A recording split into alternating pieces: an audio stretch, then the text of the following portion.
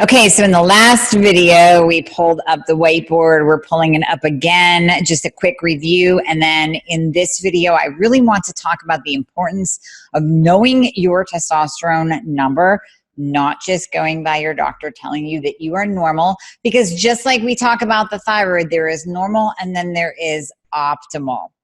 So my name is Amie Hornaman. For those of you who don't know me, I own Amie Hornaman Nutrition and Functional Medicine. I'm a functional medicine practitioner specializing in thyroid conditions and hormone dysregulation, whether it is in women or in men. So let's chat. Let's do a quick review and then we're going to talk numbers. Let me grab my whiteboard. For those of you who don't know me too, you know I love drawing on this to teach you. Okay, let me move over so you can see. So again, in the last video, we talked about the importance of the thyroid, knowing your thyroid lab values, knowing that they are optimal, not just normal. That's a whole talk in and of itself. And then how the thyroid can affect insulin levels, driving insulin resistance. High insulin will then increase fat stores, which will increase estrogen and bring down your testosterone lab value, your total number. Now, there are many other conditions, situations, environmental effects that can lower testosterone as well. But this is just a quick review from our last video. The thyroid also affects hormones. So even independent of insulin, the thyroid can affect hormones and lower testosterone, raise estrogen.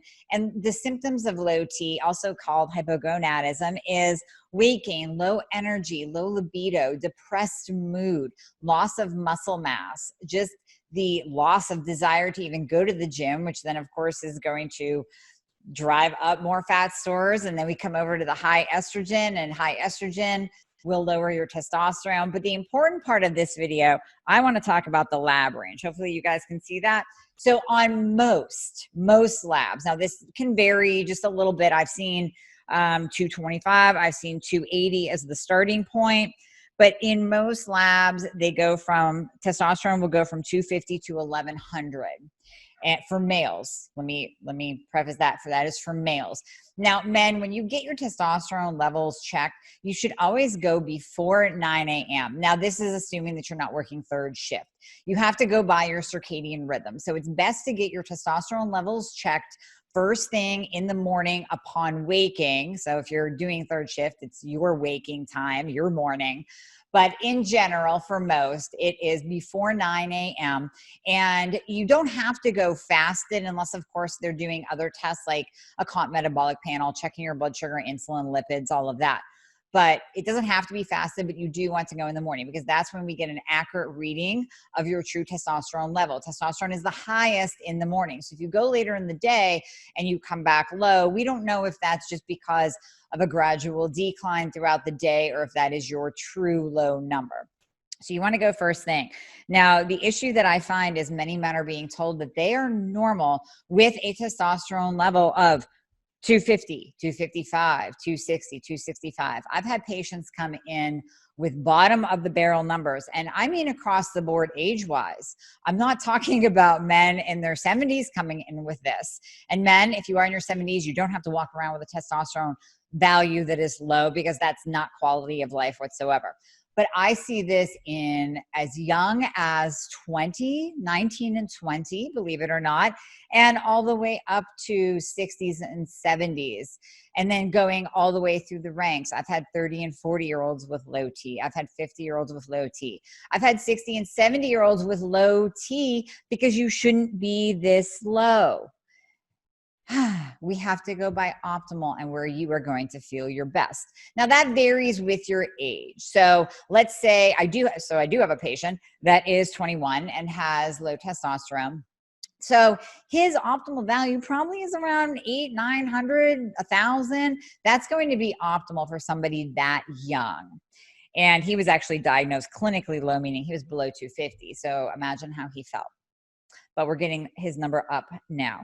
I've had other patients that come in at, let's say they're in their 40s and they still come in at 270, 280, and they're being told by their physicians that they're completely normal, and that is simply not the case. So someone in their 40s, we would want you most likely around 6, 7, 800, depending on your activity level. Of course, we would pair that up with some dietary changes, looking at environmental effects.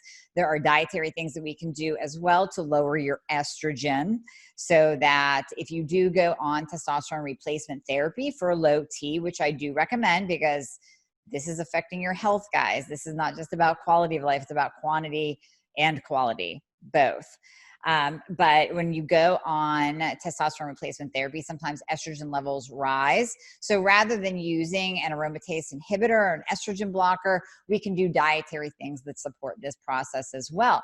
So depending on the age will depend on where your optimal is. But I can tell you your optimal is not anywhere between 250 and 300. And it's probably not 350. And it's probably not 400. And even 450 kind of seems low. So we have to find what your optimal is, paired up with your age.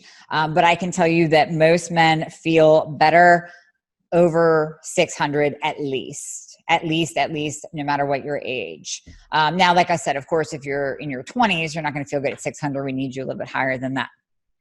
So testosterone replacement therapy, the same as I talk about thyroid hormone replacement therapy, you have to think about it. You are replacing hormones that are no longer being properly made by your body for whatever reason. So men with hypogonadism, it can be genetic, it can be environmental. There are a variety of, it could come back to the thyroid that we need to balance that. It can be the food that you eat, the excess body fat that you're carrying, insulin resistance. There's so many different factors that we look at, but the bottom line is we have to treat. We have to get that number up. So it's about optimizing the whole system all the way around properly and getting you into an optimal range for your testosterone. Now, like I said, and I'll try to make this video brief, right? I talked about the symptoms of low T. Now, the symptoms of low T very much look like the symptoms of hypothyroidism as well. So we have to rule out both and treat both. That's very, very important. And the symptoms of low T will oftentimes be what you see first. And you don't even realize that that low testosterone is also affecting your cardiovascular system. So you are more at risk for heart disease. If you have heart disease or cardiovascular disease in your family, you are at a greater risk of developing that and having heart issues if you are walking around with low testosterone. So the group that I work with and that I love is Regenesis HRT Erie. I will put a link to reach out to them in the comments section above. Men, it is so, so important that you get tested and then you get a good set of eyes on your numbers to get you into the optimal range. So if you are one of my patients and we work together first and I find that you have low T, I will most likely refer you to Regenesis HRT Erie because they will treat you properly. They're not going to go by this silly standard lab value range and tell you that you're normal if you're coming in at the 250, 260, 270, 300, 350, 375, all of that good stuff. So we want you optimal. So feel free to reach out to me. I would love to work with you guys. We do the whole picture in functional medicine. We do nutrition, we do environmental, we look at your thyroid, we look at your insulin, we balance all of that. And most importantly, looking at your hormones, how they're functioning, and do you or do you not have low testosterone. Okay. Any questions? Tag me, comment below. I'll be happy to answer them. And definitely check out Regenesis HRT Erie as well. They can really help you. Okay. Thanks.